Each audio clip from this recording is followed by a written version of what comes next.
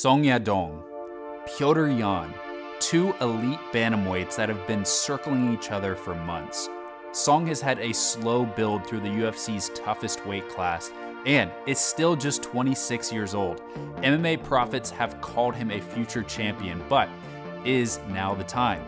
Petr Yan has dropped 3 straight, but what's the story behind that?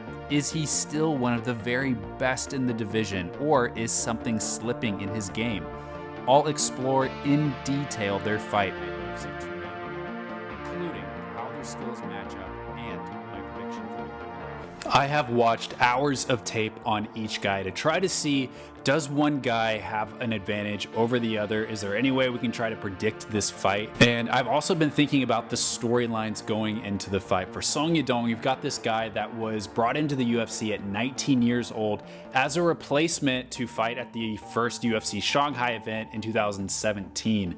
And now, like 6-7 years later, the guy's 26. He's 10-2-1 in the UFC, and he has really just emerged as this ultra talent in the division. We have seen him put together some really great skills. His physical abilities are exceptional. Every single fight he's improving, and I gotta think the secret sauce there is his time at Team Alpha Male. They've really done a good job bringing together his whole game, and I have no doubt that in a couple years time, at some point, Song Yadong will be a UFC champion, even in the bantamweight division, as stacked as it already is. And then for Yan, he entered the UFC at 8-1 and had a little bit of hype behind him. He goes and rattles off 7 wins in the division, all the way up to a title shot. And man, I just remember those years from 2018 to 2021. This guy was the boogeyman at 135 pounds. It seemed like no one really wanted to fight him. It seemed like he was the guy that no one really knew how to beat. His presence in the cage, his defense, and his pressure were so intimidating for anyone to fight. And then, of course, with the DQ loss to Aljamain Sterling, I felt like his hype only grew with that. He goes out, wins the interim title against Corey Sandhagen, another incredible fighter, and then he goes out and loses 3 straight fights. And on paper, that doesn't look great. I mean, 3 losses never looks good to a fighter, but I think he has lost a little bit of that fire with the fans, at least outside of his hardcore fan base. But honestly, for me, I see him the same way I saw him a couple years ago. If you try to evaluate all 3 of those losses, I mean, really, he fought a specialist in each of those fights. The second Sterling fight, which he lost by split decision, Sterling, a master on the back, able to control Yan for a couple rounds, taking his back. That's more or less how he won that fight. Against O'Malley, he really struggled with the reach of O'Malley, and O'Malley was able to hurt him at range. I know that's like a really broad generalization of the fight, but generally that was O'Malley's best weapon against him. And then against Merab, I mean, Merab is just Merab. He's going to do Merab things. He's going to grind anyone that stands in his way into a fine powder. And so that was the most definitive of the 3 losses. But really, especially those first 2 losses, both split decisions. The O'Malley fight, I personally scored for Petr Yan. So really, 2 of those 3 losses, if there's maybe a different judge sitting down judging the fight, he could have won either or both of those 2 fights. So for me, he is still a terror in the division. He's still just 31 years old, right in the middle of his prime. And so I think we still have a lot to see from Petr Yan. But nevertheless, Song has all the momentum right now, having won his last 2 fights. His last 3 fights have all been UFC main events. His last 5 have all taken place in the UFC Apex. I think that's a really interesting stat. It's been a long time since he's fought against a full live crowd. So I don't think that'll really have anything to do in the fight, but it does seem like Yan is a little bit forgotten, whereas Song is kind of the shiny new toy right now. But let's take a look at each guy and see how their stats stack up with each other. Yan is 5 years older, 31 versus 26, but a lot of their other metrics about the same. Song is 1 inch taller, but their reach is the same at 67 inches. Yan has never been finished in 21 fights and has won about equally between decisions and TKO or knockouts. Song has 2 of his 7 losses by TKO and has won 57% of his 21 wins by finish, 9 by TKO and 3 by submission. And now I kind of want to summarize each guy's game, like what really is their fighting style all about. As I watch tape, try to make some notes here. For Song Yadong, I see a guy that is incredibly athletically gifted, incredibly fast reflexes, accurate, really good punching power, and incredible timing. And of course, for getting a knockout, being a knockout artist, it's not just about having good punching power, but it's about having good timing and good reflexes. And because of that, he hits really hard for the division. He's occasionally a slow starter, but I don't think that's necessarily a weakness or like a mental thing. I think that for Song Yadong, he likes to kind of start making a lot of reads in a fight, and then as the fight goes, put things together. We saw that when he fought Ricky Simón. Simón probably won that first round, and as the fight went on, Song just started to find his timing. By the fourth and fifth round, the fifth round where he got the stoppage, just absolutely blowing Simón apart. So that'll be interesting to watch in this fight. I'll get to that in a second, but Song also got exceptional balance, always kind of has his feet planted well and never overextending himself too much. The guy's got great takedown defense.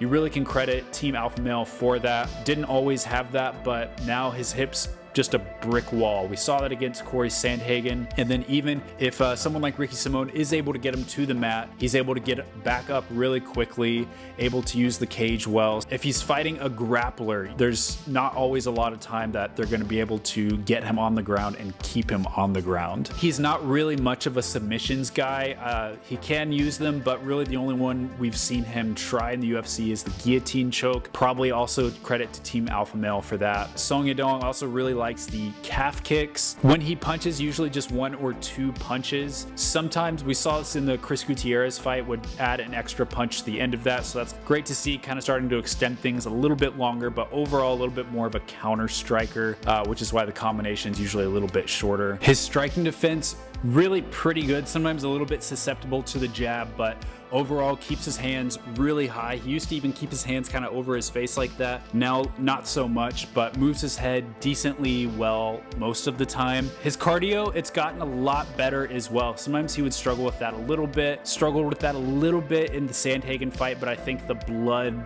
and the cut that he suffered in that fight had a little bit to do with that as well. He's fought 5 rounds in his most recent fight, fought to the 5th round against Ricky Simón, and really didn't have any problems with that, so I don't think it's really going to be an issue in the Yan fight. Now let's move over to Petr Yan. So this guy, he just fights mean, and I know it's been said about him a lot, and what I mean by that and what I think about is he has a big presence in the cage, a lot of pressure, throws a lot of volume at you, and he attacks in the transition. So like if you're getting back up to your feet, he's going to be punching, moving around, countering. He's a hard guy to look really good against unless you're Merab Dvalishvili. Overall, I would say he punches pretty hard, but maybe not quite as hard as Song. His striking defense also really, really good. Another guy that keeps his hands really high, even higher than Song. Really high guard, moves his head well, and doesn't absorb a whole lot of big damage. He throws a lot of boxing combinations, really long combinations, moves his feet really well, also has really good balance, cuts off the cage well, and as opposed to Song,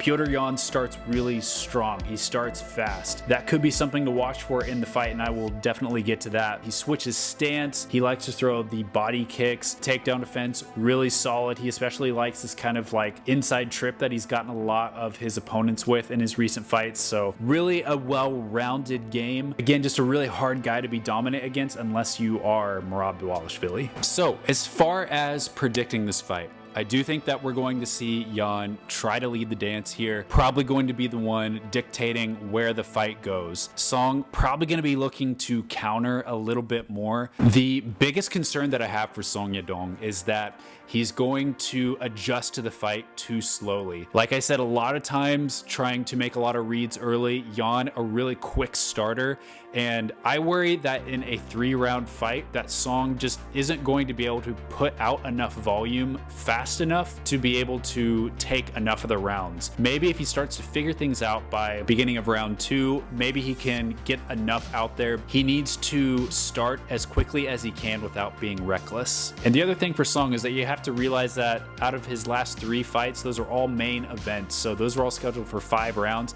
He does not have this time in this fight.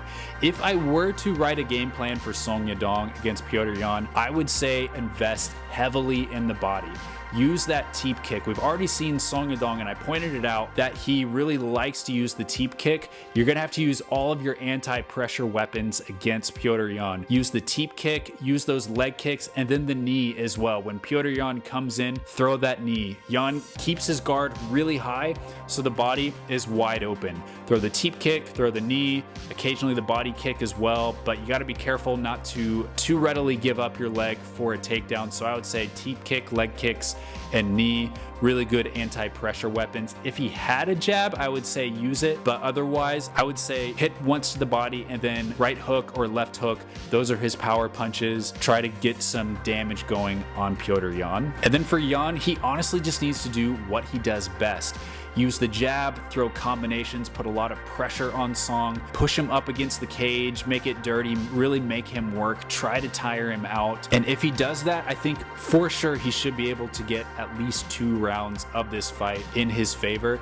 And so my prediction for this fight is Petr Yan by decision. Now there's a lot of variables in this fight, but I feel like Yan by decision is the safest pick that I can make. A lot of this depends on how Song is going to adapt to this fight. Is he going to adapt to the pressure of Yan? Is he going to apply his own pressure? Sometimes he can have really aggressive footwork as well, but I don't know if he's going to have the aggressive cage cutting and some of the finer points of footwork to be able to actively put Yan where he wants him to go. Yan doesn't always equate the pressure with damage, so Song, if he just lands a couple really well-timed, effective shots causing a lot of damage to Yan, he could end up swaying the judges towards his favor if he's able to cause more damage. Overall, I think the accumulation of what Yan is able to do gonna be greater than Song Yadong, but definitely would not be surprised if Song was able to figure out how to crack the puzzle of Petr Yan. So UFC 299, just a few days away. Let me know your thoughts on the fight, your predictions. Really looking forward to this fight, and we'll see you next time.